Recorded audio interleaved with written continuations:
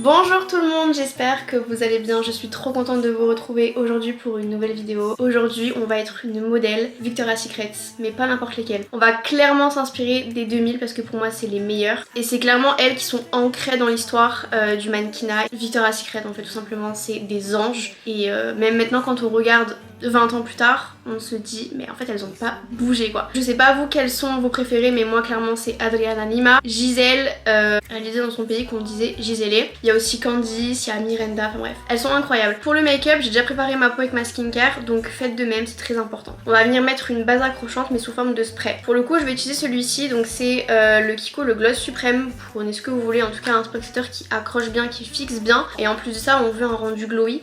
Et c'est Gloss Suprême, donc c'est parfait. Pour commencer, on va travailler le teint en premier. Je vais d'abord commencer par appliquer une base accrochante. En général, en temps normal, dans les fashion shows, il fait extrêmement chaud, on transpire, etc. Donc on veut que le make-up tienne bien du début jusqu'à la fin du fashion show. Je vais venir appliquer un spray fixateur, justement, qui accroche bien et qui a un rendu glow. Gloss Suprême pour le coup de chez Kiko. Moi, je veux du glow, je veux que ça reste accroché, même si je vais à la salle, même si je sors dehors et qu'il fait 40 degrés, je veux que ça tienne. Donc on va commencer par ça. Je conseille de l'appliquer très loin. Pas de près parce que de toute façon ça sert à rien, pour que chaque partie du visage soit assez aspergée et que ça sèche très rapidement aussi, pour qu'on ait quand même un début de base accrochante qui va nous permettre d'avoir un make-up qui va tenir toute la journée, voire toute la soirée et voire toute la nuit. Ensuite on va passer à la prochaine base, c'est une base illuminatrice de chez Rare Beauty, c'est ma préférée parce qu'elle est glowy et elle hydrate. Et vous allez voir, moi en temps normal j'utilise vraiment que des produits pour avoir un rendu glowy et non un rendu mat. Après c'est souvent ce qu'elles recherchent, en tout cas les maquilleurs chez Victoria's Secret, eux ils veulent du glow et pas du teint mat. Et j'avais vu aussi dans une vidéo qu'elle disait que même si le rendu était mat, ils rajoutaient des coups de spray fixateur et beaucoup d'highlighter pour justement enlever cet effet mat, puisqu'en fait elles sont censées rise and shine, shine bright like a diamond. Donc clairement c'est ce qu'on va faire aussi aujourd'hui. La base a été appliquée, on va passer à une autre base, celle de chez Charlotte Tilbury. Donc pareil j'en applique grossièrement, en soi c'est vraiment une base illuminatrice mais c'est pas un fond de teint, et on remonte bien de partout, j'en mets vraiment partout pour pas avoir de démarcation. En plus si vraiment vous passez sous les projecteurs, il n'y a aucun intérêt qu'il y ait des démarcations ou des taches ou un make-up qui s'oxyde, c'est no fucking way. Voilà, donc là on commence à avoir un peu le rendu glowy, mais moi je suis jamais satisfaite quand c'est glow, donc j'en rajoute toujours. On va commencer par venir cacher les cernes. En premier je vais venir utiliser un cerne de chez ELF. Je commence à en appliquer là, faut pas en appliquer vraiment en dessous du cerne, il faut vraiment l'appliquer ici, là où il y a un pli qui se forme. J'en rajoute un petit peu sur les imperfections que j'ai, sur les petites rougeurs. Ce que j'aime bien faire de temps en temps aussi, c'est venir utiliser une palette par exemple de chez Make Up Forever avec tous les concealers pour pouvoir cacher par exemple le cerne. Mais bon, en ce moment moi je fais juste un coup d'anti-cerne, le ELF, et après j'en passe un au-dessus un peu plus clair pour venir éclaircir le dessous de l'œil. Mais c'est vrai que parfois j'aime bien aussi quand j'ai vraiment envie de faire un teint très travaillé, mais en fait je trouve que ça suffit. J'ai pas vraiment l'air très fatiguée, du coup c'est pour ça que je ne le fais pas. Pour le deuxième anti-cerne, je vais venir utiliser celui de chez Fenty. Alors la teinte c'est 160W et je vais en mettre un tout petit peu. On va en mettre un peu là, histoire d'éclaircir, puisque pareil on passe sous les projecteurs, et donc ce qu'on veut c'est que quand la lumière passe sur notre visage, les points de lumière qui soient mis en avant. Un conseil que je peux vous donner quand vous venez estomper votre anti-cerne, pincez pour être plus précis, pour pas étaler de partout, faut vraiment centrer le point de lumière. Ce que j'aime bien faire de temps en temps quand je me maquille, c'est venir passer un coup de spray à chaque fois, à chaque étape produit crème, pour justement fixer à chaque étape et encore une fois garder cet effet glowy à chaque fois. Je viens juste passer des petits coups et après on passera au bronzer. Nous ce qu'on veut, ce que les modèles veulent, c'est avoir un teint bronzé, un teint bien structuré et mis en valeur un maximum quand on va passer sur le podium. Donc moi je vais venir utiliser encore une fois la palette Make Up Forever et je vais venir utiliser ce fard là. Je commence comme d'habitude à placer là où je place. D'ailleurs ce pinceau là vient de chez ELF, c'est un pinceau qui est très précis pour le contouring et incroyable, en plus il estompe super bien. Les produits sont hyper crémeux. Est-ce que vous voyez la différence déjà? Oui. Il faut absolument qu'on travaille aussi sur le niveau des tempes, qu'on aille même jusqu'au niveau des cheveux. Et on va descendre encore un petit peu là, très légèrement parce qu'on veut pas que ça fasse non plus marron. Prendre un Beauty Blender, le même, et je vais passer un coup de Beauty Blender pour être sûre qu'il n'y ait aucune démarcation. Parfait. On va venir passer au contouring du nez. Je vais venir prendre un pinceau, je vais en prendre sur mon pinceau, c'est un pinceau comme ça. Voilà. Je vais commencer par la tête du sourcil, et nous ce qu'on veut c'est affiner, donc quand on estime que le nez a été bien fait, Je vais venir prendre un petit beauty blender, enfin encore une fois le même, et je vais venir travailler petit à petit. Et après moi ce que j'aime bien faire c'est qu'avec le reste du produit je viens retracer sans estomper pour juste bien travailler l'ombre. On va passer au blush crème. De ce que j'avais vu dans les vidéos c'était que il y avait une modèle qui disait elle avait l'impression que ça ressemblait à des blushs rouges mais que ça faisait un peu rosé. Sauf que moi j'en suis sûre parce que j'ai déjà vu du coup plusieurs fois leur défilé même de très près.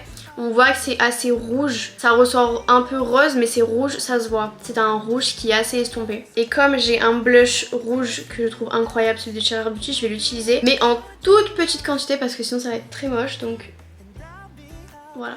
Je vais venir prendre un petit pinceau de chez NYX et je vais venir estomper, vous voyez, petit à petit. Et en fait ce qu'on veut c'est que ça étire. Les modèles, c'est vraiment des modèles des anges. Elles sont magnifiques, elles sont presque parfaites. Il faut absolument que votre make-up soit en raccord avec vous. Vous voyez, je pense que ce blush vraiment va me durer une éternité. On en est à là pour l'instant. On va revenir passer un coup de spray fixateur et on va passer au produit poudre. Et on va venir poudrer, mais avant tout, je vais juste passer un coup en dessous. En temps normal, j'aurais voulu fixer avec une poudre libre, sauf que j'en ai qu'une seule qui me reste, mais qui est orangée et j'ai pas du tout envie que ce soit orange. Moi, je veux que ce soit éclairci lumineux. Donc moi, je vais venir utiliser une poudre compacte de chez Glowish qui est vraiment incroyable, qui illumine et poudre parfaitement avec une petite houppette. Donc je commence à en prélever comme ça. Et je vais juste enlever l'excédent sur la main. Et je vais juste repasser un coup aussi. Donc moi souvent je presse le beauty blender. Hop. Et avec le reste je viens poudrer en fait sur le côté de mon nez pour encore créer et affiner cette ombre que j'avais fait auparavant. Pareil au niveau du front. Mais surtout là en fait où j'ai mis de l'anti-cerne pour cacher ma petite imperfection. Et ce que j'aime bien faire aussi, mais vous inquiétez pas ça va pas enlever cet effet glowy, je prends de la poudre et je viens ici poudrer. J'ai envie d'utiliser deux bronzers. J'ai celui de chez Glowish qui est incroyable mais qui est très naturel. Et bon j'adore ce blush là, mais nous ce qu'on veut c'est ressortir un peu, pas orange, mais on veut voir qu'on est bronzer bronzé. Et avec le reste on remonte, on remonte, on remonte. On veut pas de démarcation ici, donc on travaille même là. Pareil de l'autre côté, on travaille, on travaille, on travaille. D'ailleurs ce bronzer là il vient de chez Makeup Revolution et franchement il est incroyable. Par contre, venir travailler le nez, venir prendre un petit pinceau boule comme ça, qui va me permettre de redessiner ce que j'avais déjà fait au tout début. Je prends le même produit, je retravaille comme au tout début. On commence par la tête du sourcil et on descend tout doucement. On a la main légère parce que le bronzer est quand même assez orangé et j'ai pas envie d'avoir le nez orange. On va terminer avec un blush poudre. Je vais venir utiliser une palette que j'avais achetée sur AliExpress je crois. Je sais pas quelle couleur mettre. On va venir encore une fois fixer avec le spray fixateur et ne vous inquiétez pas, on va venir après appliquer l'highlighter à la fin du make-up. Je sais pas si vous avez déjà pu voir leur fashion show, leurs photos, etc. Les yeux sont bien travaillés mais ça reste quand même assez clair et lumineux. C'est pas trop sombre, c'est du noir, du marron fumé, etc. Mais là on recherche quelque chose de marron, taupe, gris, très pailleté et avec des lèvres aussi très nude et très claires. Pour ce faire, je vais venir utiliser la palette de chez Huda Beauty, c'est la Empowered. Et avant tout, on va venir prendre un petit pinceau comme ça, boule fluffy, assez touffu.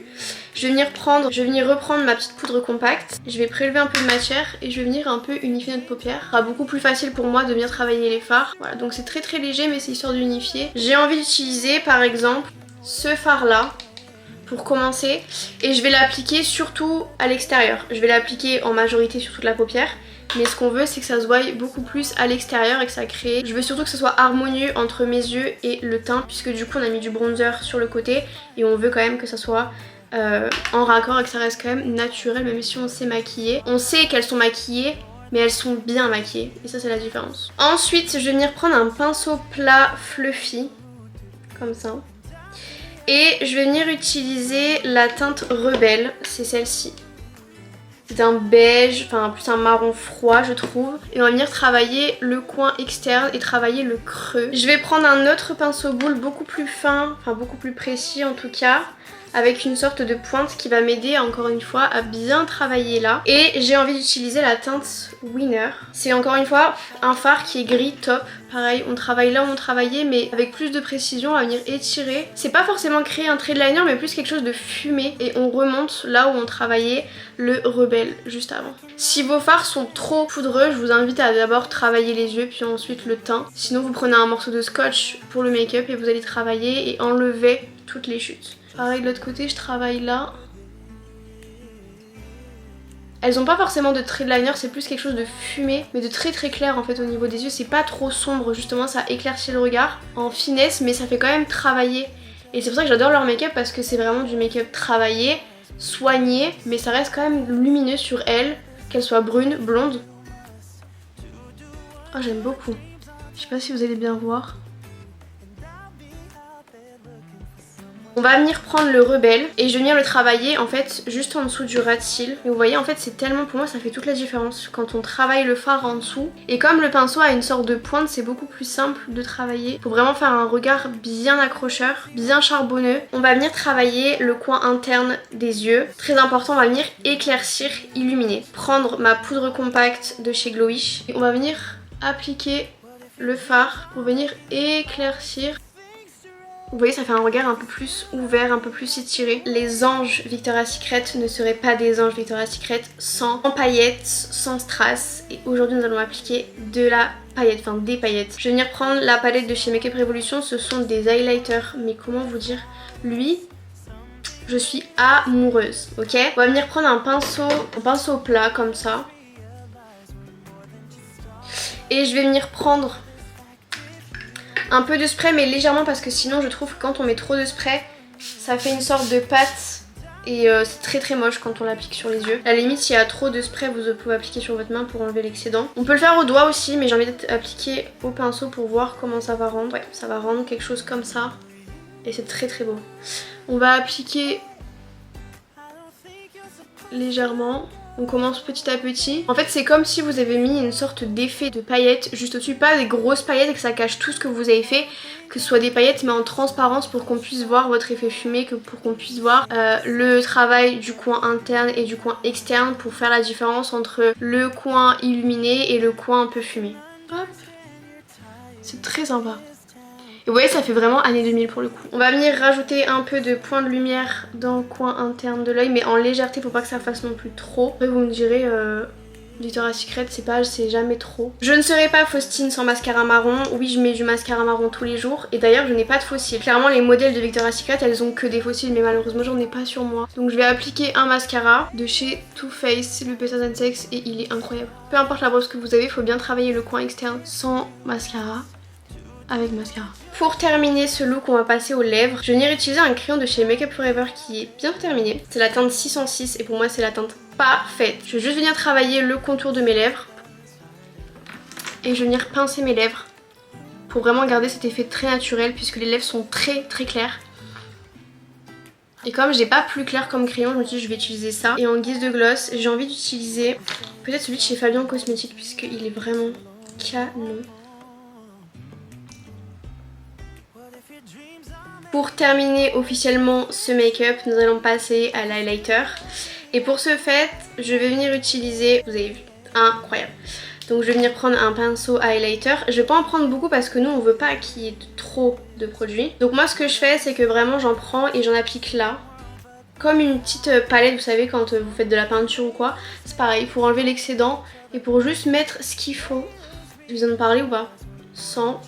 avec. Et moi je veux pas faire un trait comme ça, moi je veux vraiment que ça brille de partout mais que ça reste quand même naturel, illuminé par la lumière. C'est pareil pour les projecteurs, on veut illuminer de partout mais que ça fasse pas une barre. Je vais juste revenir refixer mes sourcils du coup. Après si vous voulez les retravailler vous pouvez, c'est juste que moi j'ai plus forcément l'habitude de les travailler mais j'aimerais bien reprendre l'habitude de les retravailler justement. Ok guys, c'est le moment tant attendu pour savoir si mes cheveux ont voulu coopérer, enfin surtout si ça va fonctionner.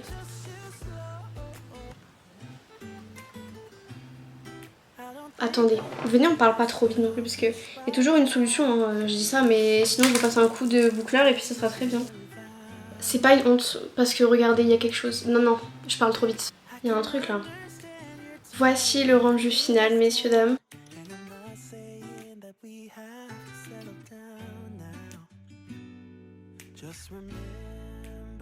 La vidéo est terminée, j'espère qu'elle vous aura plu. N'hésitez pas à me dire en commentaire ce que vous avez pensé et mettez-moi une note sur 10. Est-ce que je ressemble à une Victoria's Secret? Est-ce que je ressemble à Adriana Lima? Voilà, je vous fais plein de bisous, merci d'avoir regardé ma vidéo et on se retrouve pour une prochaine vidéo. Bye bye.